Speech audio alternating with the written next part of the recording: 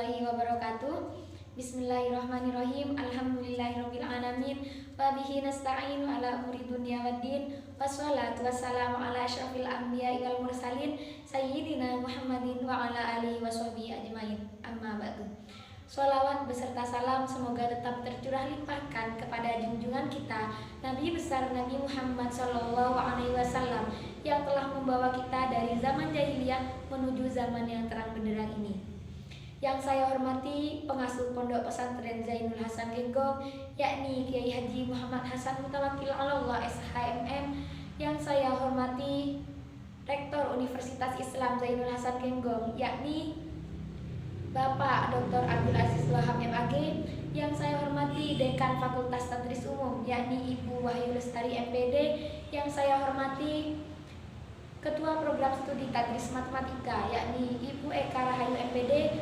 Dan yang saya hormati dosen pengampu mata kuliah Entrepreneurship, dan tak lupa pula teman-teman yang saya banggakan.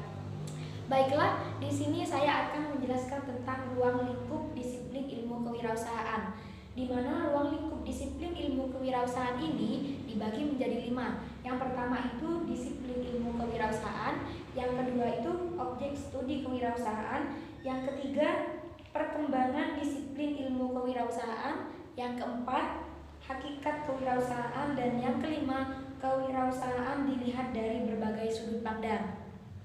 Baiklah, dari yang pertama, di sini ada disiplin ilmu kewirausahaan. Artinya, kewirausahaan itu berisi tentang pengetahuan yang nyata, pengetahuan yang utuh. Yang kedua, kewirausahaan memiliki 2 konsep, yaitu permulaan dan perkembangan. Yang ketiga, kewirausahaan harus memiliki objek, yaitu kreativitas dan inovasi. Yang keempat, kewirausahaan merupakan suatu alat untuk menciptakan pemerataan usaha, pendapatan untuk mensejahterakan rakyatnya. Selanjutnya, objek studi kewirausahaan. Objek studi kewirausahaan ini merupakan nilai-nilai dan kemampuan seseorang yang dilakukan dalam bentuk perilaku, di mana seorang wirausaha itu harus memiliki kemampuan untuk merumuskan tujuan. Yang kedua, seorang wirausaha harus bisa memotivasi dirinya sendiri. Yang ketiga, seorang wirausaha harus memiliki kemampuan berinisiatif dan berinovasi.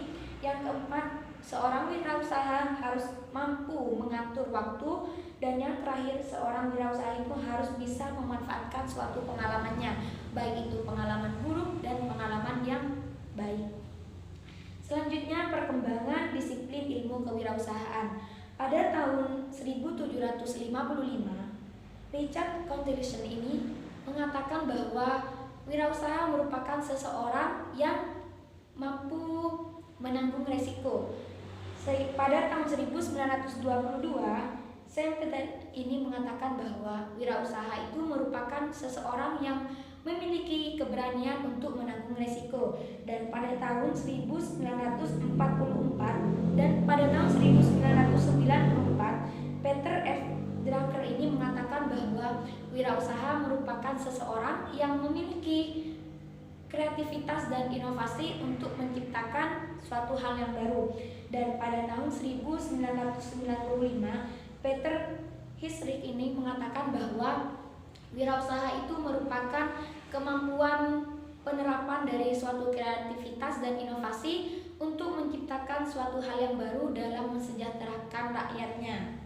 Selanjutnya, hakikat kewirausahaan. Hakikat kewirausahaan di sini terdapat 6 hakikat penting. Yang pertama yaitu kewirausahaan harus berperilaku yang baik, harus memiliki tujuan yang baik, dan mampu berproses dengan baik. Yang kedua, seorang wirausaha itu harus menciptakan hal yang baru. Yang ketiga, harus bersifat kreatif dan inovatif. Dan yang keempat, harus bisa mengembangkan sebuah usaha. Dan yang kelima, harus mengerjakan suatu proses dengan baik. Dan yang terakhir, kewirausahaan itu harus bisa menciptakan nilai tambah persaingannya. Selanjutnya, kewirausahaan dilihat dari berbagai sudut pandang. Nah, di sini ada 2 pendapat, yaitu dari ahli ekonomi dan dari ahli manajemen, di mana pendapat dari ahli ekonomi, wirausaha itu merupakan suatu kemampuan seseorang yang memiliki kemampuan untuk memanfaatkan kreativitas sehingga dapat meningkatkan nilai yang lebih tinggi dari nilai sebelumnya.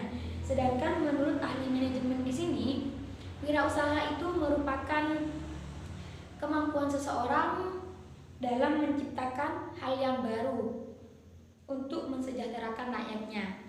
Mungkin hanya itu yang bisa saya sampaikan. Sekian dari saya. Wassalamualaikum warahmatullahi wabarakatuh.